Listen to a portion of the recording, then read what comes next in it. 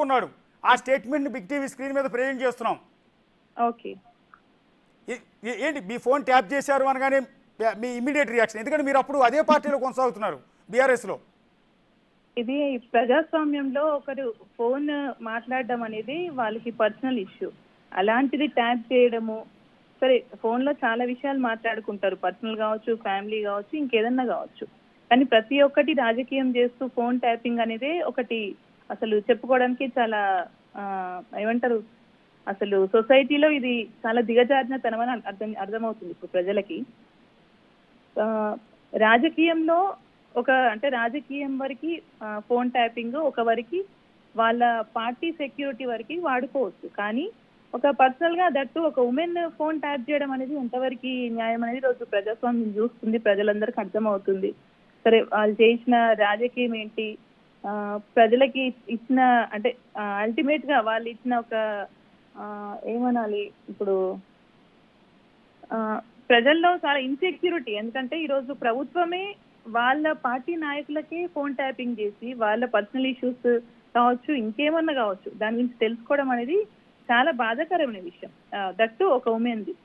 And నేను వాళ్ళ పార్టీలో ఉండి పార్టీ సభ్యురాలుగా ఉండి సరే నేను చేసిన బిజినెస్ కావచ్చు, దందాలు కావచ్చు, అది అందరికీ తెలుసు. ఈరోజు గద్వాలే కాదు తెలంగాణ రాష్ట్రంలో అందరికీ తెలుసు. అంటే సరితా తిరుపతి అనే ఒక వ్యక్తి లీగల్ గా ఏం చేస్తారు అన్నది ప్రతి ఒక్కరికి తెలుసు.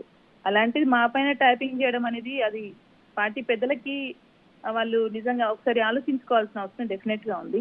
కానీ ఇలాంటి చర్యలు ఇంకొకసారి రిపీట్ కాకుండా ఉండాలి ఖచ్చితంగా. అంటే ఎప్పుడు కూడా అధికారుల మీద ఒక నాయకుల మీద నమ్మకం అనేది కోల్పోయే పరిస్థితి కలుగుతుంది. ఇప్పుడు ఎవరు కూడా ఫోన్లు రేపొద్దున ఫోన్ డైరెక్ట్ మాట్లాడాలని కూడా చాలా మందికి ఇది అసలు అంటే ఎవరు ట్యాప్ చేస్తారో, మన ఫోన్ కాల్ ఎవరు వింటారో అనే భయమే ఎక్కువైపోతుంది. సో డెఫినెట్ గా గత ప్రభుత్వం చేసిన ఇలాంటి చర్యలు అయితే చాలా నీచపు చర్యలు. అండ్ డెఫినెట్ గా ఫ్యూచర్ లో కూడా ఇలాంటివి ఎవరు రిపీట్ చేయకుండా ఉండాలి అని అనుకుంటున్నాను. అది మా పార్టీ కావచ్చు, ఏ పార్టీ అయినా కావచ్చు, పార్టీలకి అతీతంగా ఒక పర్సనల్ గా ఒక వ్యక్తి ఫోన్ ట్యాప్ చేయడం అనేది నిజంగా చాలా బాధాకరమైన విషయం. అండ్ ఇది ఇంత దిగజారినతనము నాకు తెలిసి ఇప్పటి వరకు ఏ ప్రభుత్వాలు చేయలేదు. బహుశా ఇక ఇది జరిగిన తర్వాత ఇంకొకరు కూడా చేస్తారని అయితే ఆలోచిస్తలేదు.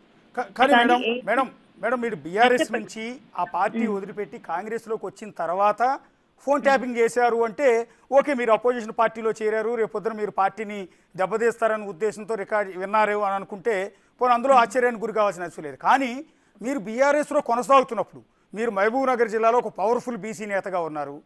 సో అలాంటి మిమ్మల్ని అందులోని పార్టీకి అత్యంత నమ్మకమైన సరితా తిరుపతి అంటే మహబూబ్ నగర్ జిల్లాలో బీఆర్ఎస్లో అత్యంత నమ్మకమైన బీసీ మహిళా నేత, అగ్రెసివ్ లీడర్, మంచి స్పోక్ పర్సన్, అలాంటి మీ ఫోన్ కూడా ట్యాప్ చేయాల్సిన అవసరం ఏంటి అని అదే అంటున్నా నేను. ఎందుకంటే పార్టీ నుంచి బయటికి పోయినప్పుడు కూడా అలాంటి పరిస్థితుల్లో కూడా ఒక పర్సన్ ఫోన్ ట్యాప్ చేయడం అనేది సరైన పద్ధతి కాదు. ఈవెన్ దో పార్టీలో ఉండగానే చేసిందంటే మీరే అంటున్నారు నేను అగ్రెసివ్ గా వెళ్తానో లేకపోతే స్ట్రాంగ్ లీడర్లో అని నేను అనుకోలేదు.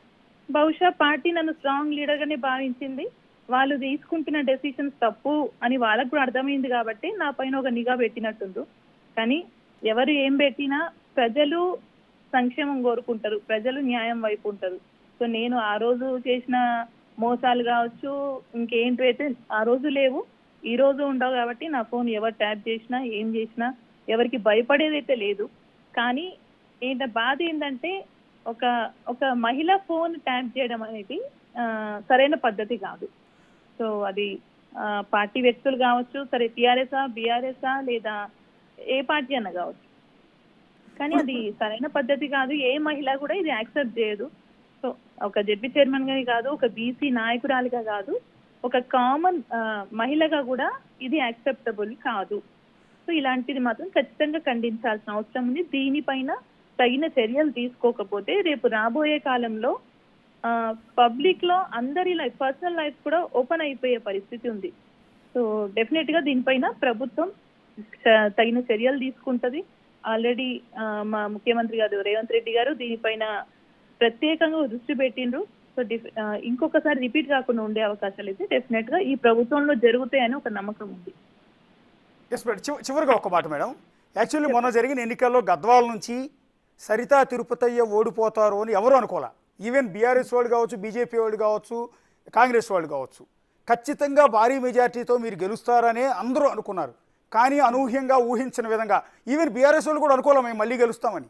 అలాంటి స్థానంలో మీరు ఓటమి పాలవటం వెనక ఈ ఫోన్ ట్యాపింగ్ అవస్థ ఉందని అనుకుంటూ ఉన్నారా? ఫోన్ ట్యాపింగ్ వ్యవస్థ అనడం కన్నా అంటే ఫోన్ ట్యాపింగ్ మేబీ ఫోన్ లో పెద్దగా మనం డీల్ చేసి ఏదో మనం కుమ్మక్కై చేసుకున్న వ్యవహారాలు అయితే మా సైడ్ నుంచి ఏం లేవు. నేను ఆ రోజైనా పబ్లిక్ లో నుంచి పబ్లిక్ కోసమే ఉన్న లీడర్ గానే ఉన్నాను. సరే లీడర్ గా అని అన్నను, నేను పబ్లిక్ లో ఉన్న ఒక సామాన్య మహిళని, కానీ వాళ్ళు నన్ను ఆదరించి లీడర్ని చేసిండ్రు.